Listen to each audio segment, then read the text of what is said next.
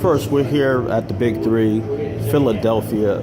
What does Allen Iverson mean to the city of Philadelphia? Well, to me, it's everything because he personified and epitomized everything the city of Philadelphia wanted to be about and wanted to be recognized for in regards to sports.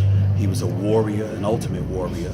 He was somebody that had the heart of a lion, took no prisoners, constantly was in attack mode, went after it every single day that he stepped on the court. You knew that he was fearless, that he was unafraid, and that more importantly than anything else, he was going to back it up with a level of production that most people couldn't. And so because of those things, along with the fact that he was unwilling to compromise who he authentically was, just to sit there and market himself better or make more money, that ingratiated himself further with a blue-collar city like this. And finally, we saw the Mayweather-McGregor tour. Do you think both Mayweather and McGregor crossed the line? If so, how? I don't think they crossed the line. I think when it comes to a pugilistic sport where people have literally the right to step into a ring, whether it be a squared circle like boxing or an octagon like the UFC, they literally step in there with a license to assault you, but they also essentially are surrendering the license to be assaulted. They can be assaulted. And so because of that, anything that you can do to gain an advantage, to get inside somebody's head, to diminish them, to anger them, to get them fired up, to get them off their game, anything you think you can do that has worked for you, you essentially have the license to try. We have all kind of quote-unquote unsavory individuals in pugilistic sports. There's no greater icon to me than Muhammad Ali.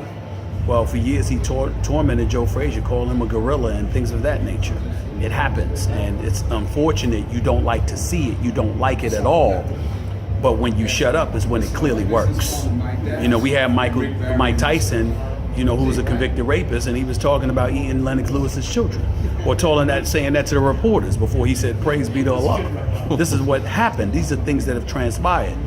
Everything that comes with a fighter doesn't necessarily vibe with what we're accustomed to seeing in the public eye or what we deem acceptable. But when it comes to fighters, we tend to forgive it to some degree, so long as it's aimed at each other, that it's legal, and that it's something that's an element of the sports. Conor McGregor may have been insulting. Some of the words him call Floyd Mayweather a little boy and things of that nature. No, we don't like that. No black person should like it. But at the same time, it's not for us to embrace like he's talking about all of us or he's talking about our entire culture. No, he's talking about this particular black dude who he plans on trying to kick his butt. I believe he will fail. I believe he will get annihilated. I believe Floyd will make him pay for every word that he uttered out of his mouth. But it's not beyond the pale to see from fighters as it pertains to the things that they say to one another. Because when you have a license to assault and to be assaulted, these are the kind of things that come with it from time to time, and it's inescapable.